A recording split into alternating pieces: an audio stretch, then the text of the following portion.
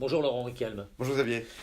Dans le cadre de la réforme de la formation professionnelle, se pose bien entendu la question du financement par les entreprises, la contribution des entreprises, et en particulier de la période transitoire.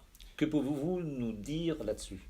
Oui, ça paraît être un peu la pagaille, parce qu'en réalité, la réforme du financement va entraîner des contributions des entreprises qui vont être recouvrées par l'URSSAF à partir de 2021. Ça, nous le savons déjà. Mais pour la période entre 2019 et 2021, alors là, il va falloir que les OPCA qui vont, nous le savons, se transformer en opérateurs de compétences, eh bien, il va falloir qu'ils assurent eux-mêmes la collecte de ces contributions.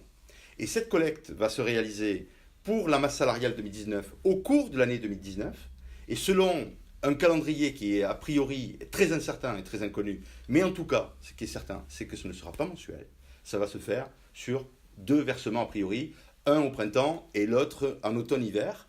Et pour 2020, nous aurons à peu près le même fonctionnement. La difficulté, Xavier, c'est que ces nouveaux opérateurs de compétences, aujourd'hui, n'existent pas encore.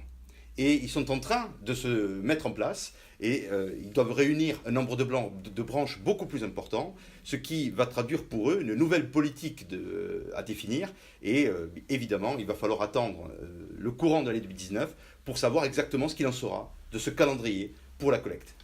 Est-ce que ce calendrier peut dépendre également de la vitesse à laquelle ces fameux opérateurs de compétences sont agréés? Puisque si j'ai bien compris, ils déposent un premier dossier, mais ils ne sont pas nécessairement agréés immédiatement. Il peut y avoir une renégociation.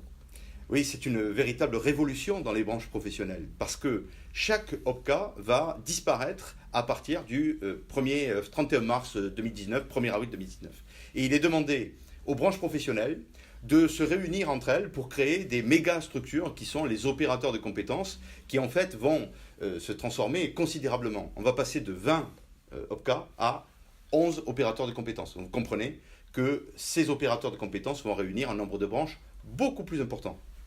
Merci Laurent. Merci Xavier.